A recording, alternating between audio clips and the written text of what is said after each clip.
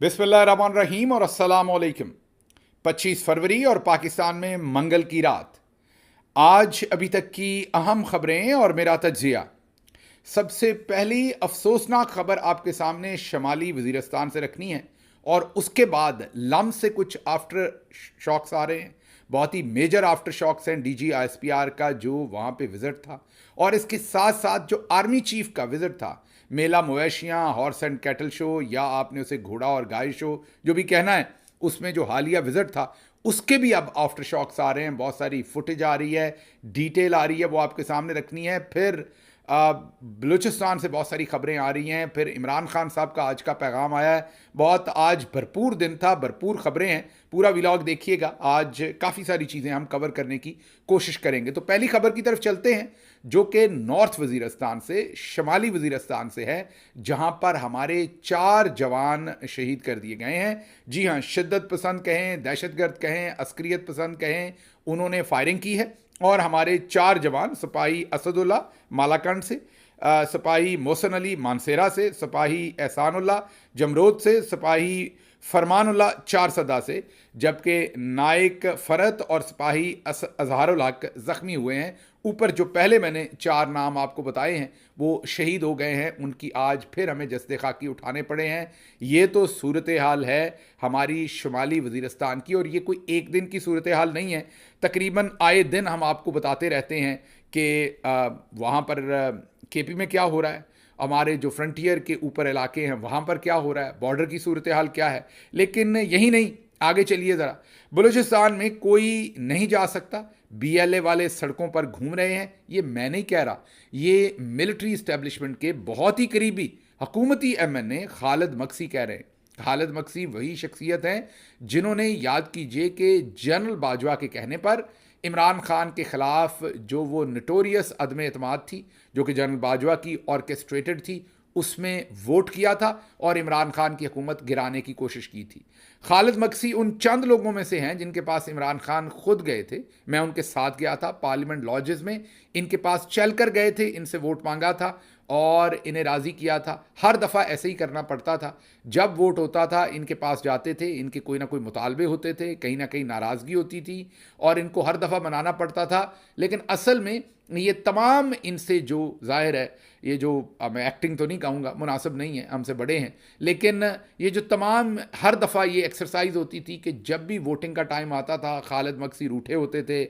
हमें बताया जाता था कि जी वो रूठे हुए हैं। अब पता चलता है कि पीछे से असल में मिलिट्री इस्टेब्लिशमेंट या उस वक्त जनरल बाजवा या डीजीआईएसआई इनको कहते थे कि आप ज़रा रूठ जाएं, अपना वज़न बढ़ाएं, ताकि पीटीआई वालों का, पीटीआई क्या, इमरान खान को पता चले कि आपको मनाना कितना मुश्किल है और आपका वोट लेना कितना मुश्किल है। आज वो अपने मुंह से कह रहे हैं कि बलूचिस्तान के अंदर कोई नहीं जा सकता, वहाँ पर बीएलए वाले जो हैं वो असला लेकर आम घूम रहे हैं।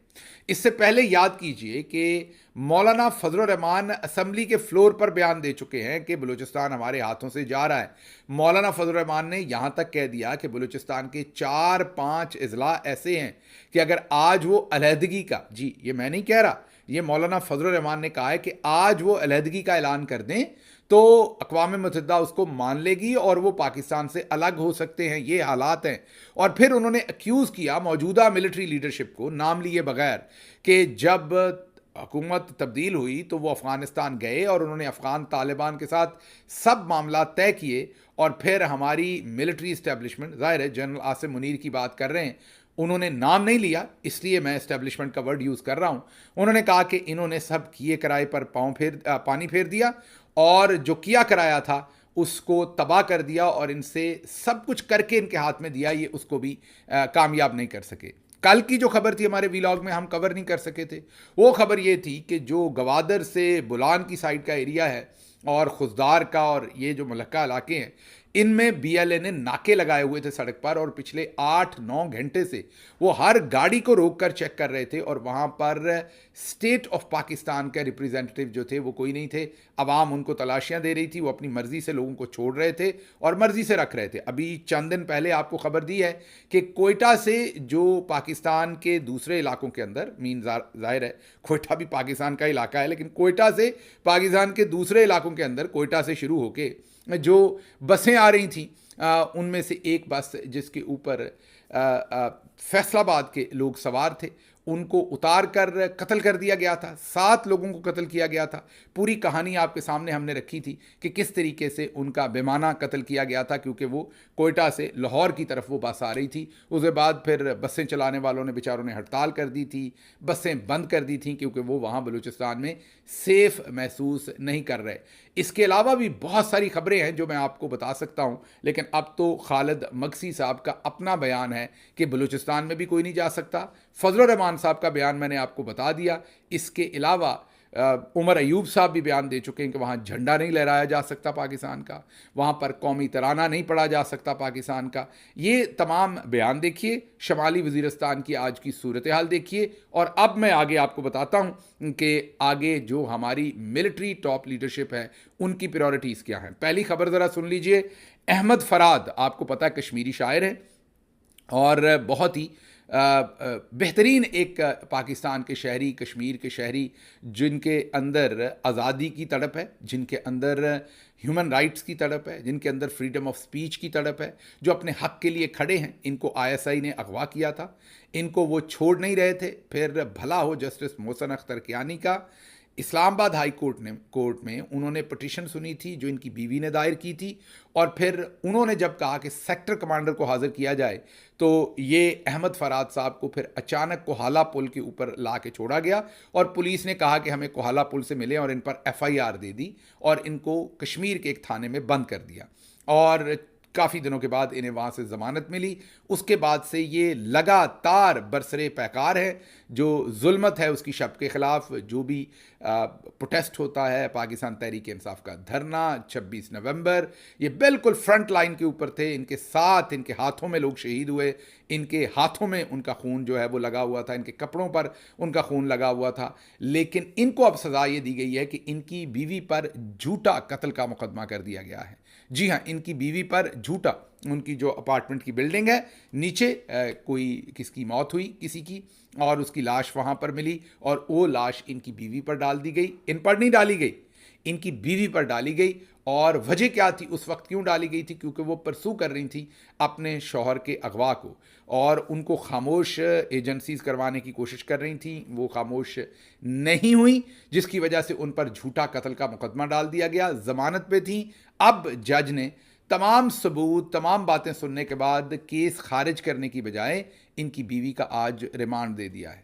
एक तरफ मैंने आपको जो वज़ीरिस्तान में हुआ वो बताया है, जो बलूचिस्तान में हो रहा है वो बताया है। कश्मीर ज़ाहिर है हमारा बड़ा ही इंटेग्रल पार्ट है। अहमद फराद कश्मीर से हैं, पहले उन्हें आईएसआई ने अगवा किए रखा, उनके साथ क्या सलूक किया, अब उनकी बीवी के ऊपर झूठा कत्ल का। ये मैंने खबर पढ़ दी, आपने सुन ली, मैंने तज्जिया कर दिया, आपने सुन लिया, लेकिन ज़रा महसूस कीजिए कि अगर ये आपके घर में किसी के साथ ऐसा हुआ हो तो फिर क्या हो। मीन झूठा कत्ल का जो मुकदमा है वो दर्ज करके उनको जो है वो जेल की काल कोठरी में डाल दिया। अब आगे चलते हैं।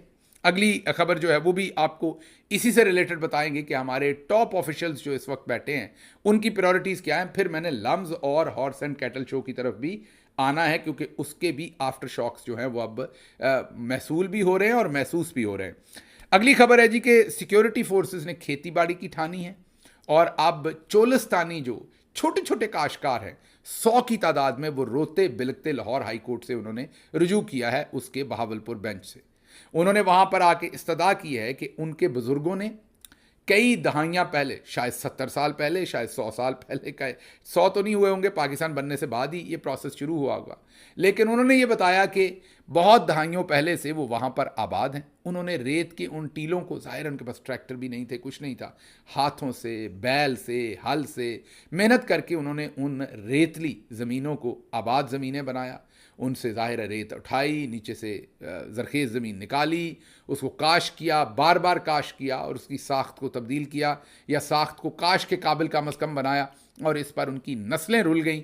और आज जो हमारी मिलिट्री के टॉप जनरल्स हैं उन्होंने फ़ैसला किया है कि अब हमने खेती बाड़ी करनी है, तो उन्हें उस ज़मीन से बेदखल किया जा रहा है, और उनको नहीं पता कि वो कहाँ जाएँ, क्योंकि उनके घर भी उसी ज़मीन के अंदर हैं, वहीं पर खेती बाड़ी करते हैं, वहीं पर रहते हैं, वही उनका ब्रेड एंड बटर है, वही उनकी लाइवलीहुड है, और वो वहाँ पर सदियाँ तो चले नहीं कह सकते, लेकिन सदियों जैसा वक्त ही उन्होंने वहाँ गुजारा हुआ है, और उन्हें कोई पता नहीं वो कहाँ जाएंगे और क्या कमाएंगे, उनसे उनका घर जो है वो छीना जा रहा है। इससे पहले लाहौर हाई कोर्ट के एक बहुत ही उम्दा जज हैं, उन्होंने मैं नाम इसलिए नहीं ले रहा, फिर उनके पीछे पड़ जाएंगे, उन्होंने फैसला किया था, इसी तरह के केस में फ़ैसला किया था कि अगर किसी ने ज़मीन आबाद कर रखी है और वो ज़मीन आपको चाहिए और गवर्नमेंट की ज़मीन है और आपने नीलाम करनी है, तो नीलाम करने में पहला हक उन्हें दें। पूरी दुनिया में ये मरवजा असूल है। अगर आप कहीं पर किराएदार भी हैं, लीज़ आपने ली हुई है, और अगर वो प्रॉपर्टी बिकती है तो पहला हक आपको दिया जाता है।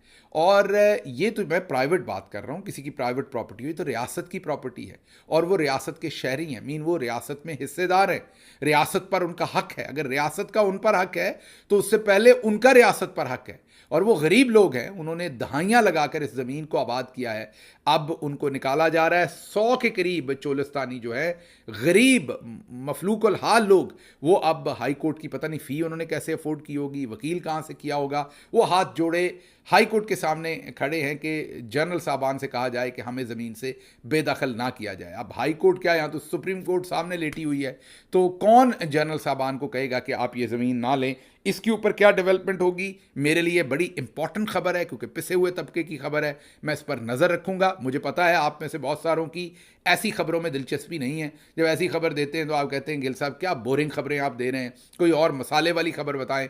तो इसलिए भले आपको ये पसंद आए ना आए, मैं इस खबर को फॉलो करता रहूँगा और आपके सामने जो मेरा फ़र्ज़ है आवाज़ उठाने का, वो आवाज़ आपके सामने उठाता रहूँगा। अच्छा, कई दोस्त कहते हैं कि आप हमें सिर्फ इमरान खान साहब की जेल की सूरत हाल बताया करें, ये ना बताया करें। ये भी इमरान खान की खबर है जो मैंने अभी आपको दी है। अगर इमरान खान जेल से बाहर होते तो जो काम मैं कर रहा हूँ वो उनके लिए वो कर रहे होते, वो इन चोलिस्तानी गरीबों के लिए आवाज़ उठा रहे होते। ये भी मैं इमरान खान का ही काम कर रहा हूँ जब किसी पिसे हुए तबके की बात कर रहा हूँ, जब मैं अहमद फराद और उसकी बीवी के हकूक़ की बात कर रहा हूँ, जब मैं वज़ीरिस्तान के अंदर हमारे शहीद फ़ौजियों के साथ क्या हुआ है वो बता रहा हूँ, जब मैं खालिद मक्सी ने कहा है कि बलूचिस्तान में अब कोई जा नहीं सकता वो खबर दे रहा हूँ। ये तमाम वो बातें हैं अगर इमरान खान जेल से बाहर होते तो वो करते। ये उन्हीं का पैगाम है। जाहिर है कुछ खबरें डायरेक्टली उनसे रिलेटेड होती हैं और कुछ उनके नज़रिए से रिलेटेड हैं। कई दफ़ा आप मिक्स करते हैं कि हम इन खबरों को क्यों शामिल करते हैं। आगे चलते हैं। अगली खबर जो है वो जाहिर है इन्हीं से रिलेटेड खबर अब आपके सामने रखनी है, जो लम्स में आफ्टर शॉक्स आए हैं। लम्स से नई वीडियो फुटेज सामने आई है। आवाज़ मैं नहीं सुनवाऊंगा क्योंकि उसमें बहुत ही ख़तरनाक बातें हैं। ख़तरनाक कोई ऐसी नहीं कि उन तलबा ने कोई जुल्म कर दिया है, वो कड़वा सच है जो तलबा बोल रहे हैं, जो शायद मैं बोलूँगा तो फिर हाहाकार मचा देंगे। और मैंने आपको बताया कि मैं वो अकलौता लोन वुल्फ आप कह लें मुझे, या मुझे ऐसा शख्स कह लें जिसके साथ किसी की नहीं बनती, जो भी आपने कहना, अच्छा कहना बुरा कहना, दोनों मैंने आपको ऑप्शन दिए। मेरी तो जान के दुश्मन पहले ही सारे हैं, तो फिर अंदर और बाहर से मेरे पर हमले हो जाते हैं कि ये देखें पार्टी पॉलिसी ये है, ये इन्होंने क्या चला दिया है, क्या सिखा दिया है, इन्हें कोर कमेटी से निकालो, इन्हें पॉलिटिकल कमेटी से, फिर वो तमाम टाउट्स जो हैं वो शुरू हो जाते हैं। तो इसलिए मैं बड़ा मुहतात रहता हूँ बहुत सारी बातों में। लेकिन ये जो वीडियो है इसमें कहा यह जा रहा है कि ये यूनिवर्सिटी जो है ये फ़ौज की मलकियत नहीं है, ये हमारी है। ये मुल्क जो है ये फ़ौज की मलकियत नहीं है, ये हमारा है। ये नारे तलबा लगा रहे हैं। अब इन नारों पर मैं क्या तबसरा करूं, लेकिन ये आपको बता सकता हूं कि चंद दिन पहले ही शाकिर अवान साहब ने जो इंटरव्यू किया था मलिक साहब का, जो हमने आपके सामने भी रखा था, उसमें उन्होंने ये इंकशाफ किया था मलिक साहब ने कि जब DGISPR से इसी तरह के सख्त सवालात लम्स में किए गए तो उन्होंने कहा अगर आपको फ़ौज का किरदार पसंद नहीं है तो आप पाकिस्तान छोड़ दें। ये मैं नहीं कह रहा, दोबारा शाकिर अवान साहब ने ये रिपोर्ट किया था इंटरव्यू मलिक साहब का, और उन्होंने ये बताया था, वो आंखों देखा हाल बताया था कि वहाँ DGISPR ने कहा कि आप फिर पाकिस्तान छोड़ दें। तो उस पर क्या ले दे हो चल रही है उस दिन की, वो तो आपको पता ही है। और अब ये आफ्टर शॉक्स वहाँ से आ रहे हैं कि लम्स के तलबा जिन्हें सब मम्मी डैडी कभी कहते हैं, कभी कुछ कहते हैं, आप जो उनका शऊर है उसको देखिए, जो उनका रिजॉल्व है उसको देखिए, और जिस तरीके से वो खड़े होकर मुकाबला कर रहे हैं उस चीज़ को देखिए, तो आपको समझ आएगी कि सोशल मीडिया हो या ग्लोबलाइजेशन हो, इसने पूरी दुनिया को तब्दील करके रख दिया है और अब लोग सोचने पर मजबूर हैं कि ये सब कुछ क्या चल रहा है। अच्छा जी, अगली खबर जो है वो इसी से रिलेटेड है, और वो अब नई फुटेज जो आ रही है, और फुटेज आ रही है इस वक्त मेला मवेशियाँ या घोड़ा और गाय शो या हॉर्स एंड कैटल शो के अंदर से, जहां पर बड़े ही इन्हमाक के साथ मरियम नवाज और आर्मी चीफ जनाब जनरल आसिम मुनीर तमगा इम्तियाज़ मिलिट्री इकट्ठे बैठे हैं, महवे गुफ्तगू हैं और बहुत ही इन्हमाक के साथ एक दूसरे के साथ गुफ्तगू कर रहे हैं। बहुत ही ज़्यादा उसके अंदर गुफ्तगू के अंदर एक दूसरे की गुफ्तगू के अंदर बहुत ज़्यादा इंटरेस्ट है। और अब अगर मरियम साहबा का इतना ज़्यादा इन्हमाक वाला डिस्कशन चल रही है तो इनसे कोई सिविल सुप्रीमेसी की ही बात कर लें। नॉर्मली तो एक पेज पर लोग होते हैं, लेकिन यहाँ तो मामला एक पेज से आगे है। मीन अंडरस्टैंडिंग बहुत बेहतर लग रही है, तो क्यों ना इनसे आप कोई सिविल सुप्रीमेसी की बात कर लें। जो आपके अब्बा कहते रहे वोट को इज्जत दो, कम से कम आप लोग ही इज्जत ले लें। खैर ये अलग बात है कि आप लोगों का सिविल सुप्रीमेसी से कोई लेना देना नहीं है, आप तो खुद इसी जनरल्स के गमले में पैदा हुए हैं, नस्ल दर नस्ल आप वही काम कर रहे हैं जो पहले कर रहे थे। लेकिन बहरहाल चलें, धोखे के लिए ही सही कोई ऐसा बयान दे दे, क्योंकि बाकी किसी को तो छूट नहीं है। कम से कम आप कुछ भी कह देंगी तो मैं आज खुले लफ्ज़ों में कहता हूं कि आपको कोई हाथ नहीं लगा सकता, आपको कोई पूछ नहीं सकता। आज भले दोबारा आप नारे लगवा दें, ये जो दहशतगर्दी है इसके पीछे वर्दी है, जैसे पहले आपने लगवाए थे, यकीन करें आज भी आपको कोई हाथ नहीं लगाएगा, क्योंकि आपको मुकम्मल इम्यूनिटी है, आपको कोई हाथ नहीं लगा सकता। तो इसलिए एक तो ये जो वहाँ से गुफ्तगू आ रही, उसके अलावा सोशल मीडिया के ऊपर तरह तरह के तबसरे हो रहे हैं। डिफरेंट लोग जो बहुत ज़्यादा आप कहें कि मामलात को समझते हैं या अंदर की इन्फॉर्मेशन रखते हैं, उनमें से कईयों ने सोशल मीडिया के ऊपर जो रेट्स शाया किए हैं, किसी ने कहा है कि 70 लाख रुपए में राहत फ़तेह अली खान आए, तो किसी ने कहा कि 4 करोड़ रुपए में आए, तो किसी ने कहा कि 3 करोड़ में आए। डिफरेंट लोग डिफरेंट बातें कर रहे हैं, लेकिन जाहिर है इसमें करोड़ों रुपए इन्वॉल्व हैं, अनाउंसर से लेके तमाम चीज़ों में, और ओवरऑल खर्चा जो है वो अरबों रुपए में जाता है। दूसरी तरफ चोलस्तानी जो गरीब काश्तकार है, बिल्कुल गरीब काश्तकार, 2-2, 4-4, 1-1, 3-3 एकड़, ऐसे लोग जिनके घर में रोटी पूरी नहीं पकती, वो हाई कोर्ट में वकील पता नहीं कहाँ से कर्जा लेके वकील करके जनरल साहबान के सामने हाथ जोड़े खड़े हैं कि हमें हमारे घरों से बेदखल मत करें। अच्छा जी, इसी में से अगली खबर निकलती है, और वो अब अज़मा बुखारी साहबा ने खुशखबरी सुनाई है कौम को।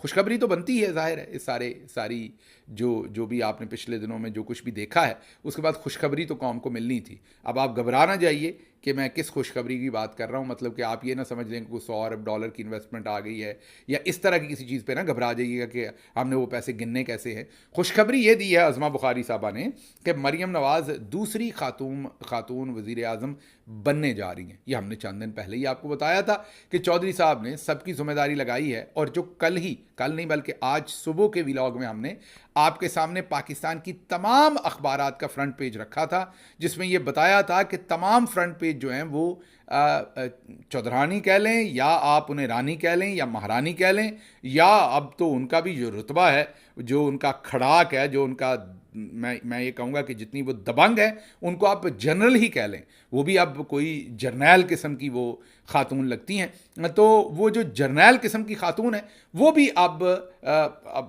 अगली वज़ीर आज़म बनने के लिए तैयार बैठी हैं, और अज़मा बुखारी ने बाकायदा उसका ऐलान कर दिया है कि वो अगली वज़ीर आज़म बनने जा रही हैं। हमने ये बात आपको चंद हफ्ते पहले बताई थी, कोई इसमें मैं कोई क्रेडिट नहीं ले रहा, ये कोई अंदर की खबर मैंने आपको नहीं दी थी, ये मेरा तज्जिया था। बहुत सारे और लोगों का भी तज्जिया होगा, आप में से भी कई लोगों का होगा, तो मैं हरगिज़ ऐसा कोई आपके सामने जावेद चौधरी साहब की तरह कोई ऐसा अफलातून नहीं बन रहा कि ये बात सिर्फ मैंने आपको बताई थी। मेरा ख्याल है नविश्ता दीवार है, आप सभी पढ़ रहे हैं, मैंने भी आपको 2 हफ्ते पहले ये बात बताई थी कि अब उनको वज़ीर आज़म बनाने की तैयारियां चल पड़ी हैं। और ये जो अखबारात में पूरी की पूरी अखबारात एक किस्म की उनके लिए दरबारी किस्म की ज़ुबान के साथ पूरे पेज छाए हुए हैं। ये भी पता चला है कि मिलिट्री की साइड से जो मुश्ताक साहब हैं, उन्होंने मीडिया को अहकामात दिए कि ये पूरे का पूरा पेज जो है ये मरियम के लिए छापना है। तो अब दोनों तरफ से, सिविल हो या मिलिट्री हो, भरपूर कोशिश की जा रही है कि किसी और का इमेज बने ना बने, भले हमारे अपने पल्ले कख ना रह जाए। मतलब जो डीजी साहब के साथ हुआ, दूसरी तरफ भले हमारे पल्ले कख ना रह जाए, लेकिन मरियम नवाज़ का इमेज जो है, ब्रांडिंग जो है, वो ऊपर चली जाएगी। जब ऐसे आहनी हाथ मरियम साहबा की ब्रांडिंग की जिम्मेदारी ले लेंगे तो फिर जाहिर है उनकी ब्रांडिंग जो है मरियम नवाज़ शरीफ साहबा की जो ब्रांडिंग है वो फिर बहुत ही महफूज हाथों में है। मरियम नवाज़ शरीफ साहबा की ब्रांडिंग को अब महफूज हाथों ने अपने अंदर थामा हुआ है, तो मुझे लगता है कि जब उन हाथों ने थाम लिया है तो अब दिन दुगनी रात चौगनी तरक्की होगी। अब वो ब्रांडिंग आहिस्ता आहिस्ता बड़ी होती जाएगी, ब्रांडिंग कह रहा हूँ, वो ब्रांड आहिस्ता आहिस्ता बड़ा होता जाएगा मरियम नवाज़ शरीफ साहबा का, और एक दिन उनको वज़ीर आज़म बनवा दिया जाएगा बहुत जल्द। शहबाज शरीफ बेचारे थोड़े कुंगड़े कुंगड़े फिर रहे हैं, ना ही वो हॉर्स एंड कैटल शो, कहीं उन्हें मुंह नहीं लगाया जाता, ना चोलिस्तान में ना हॉर्स एंड कैटल शो में।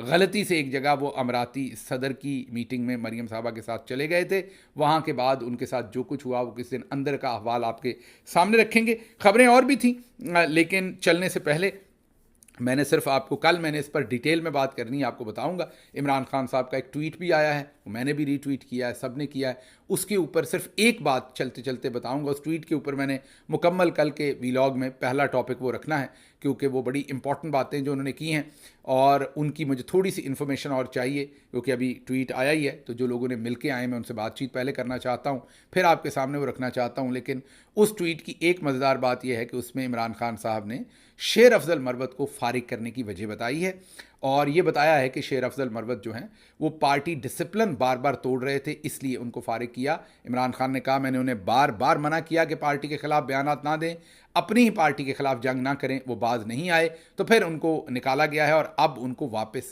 नहीं लिया जाएगा। ये इमरान खान साहब ने बड़ा दो टोक ऐलान किया है। अब इसमें इंटरेस्टिंग बात ये हुई है कि शेर अफजल मरवत साहब की जो मीडिया टीम है, जो भी एक दो लोग उनके साथ, मीडिया टीम तो क्या होनी, कोई एक आध होगा बंदा जो उनके ट्वीट रीट्वीट करता है, उसने पढ़े बगैर ही उसने छक्का मार दिया, इमरान खान साहब का ट्वीट रीट्वीट कर दिया है। स्क्रीनशॉट हम आपको दिखा रहे हैं, क्योंकि नीचे उन्होंने पढ़ा ही नहीं है कि इमरान खान साहब ने पूरी बात क्या की है। ये होता है जब आपका नज़रिए से कोई लेना देना ना हो, आपका मकसद सिर्फ खानापुरी हो, टिक मार्क करना हो, तो क्योंकि आजकल ये हिसाब होता है किसने ट्वीट रीट्वीट किया है किसने नहीं किया, तो उन्होंने ठोक के ट्वीट जो है वो रीट्वीट कर दिया है। मुझे यहाँ से इजाज़त दीजिए। अल्लाह आपका हामी और नासिर हो। पाकिस्तान जिंदाबाद।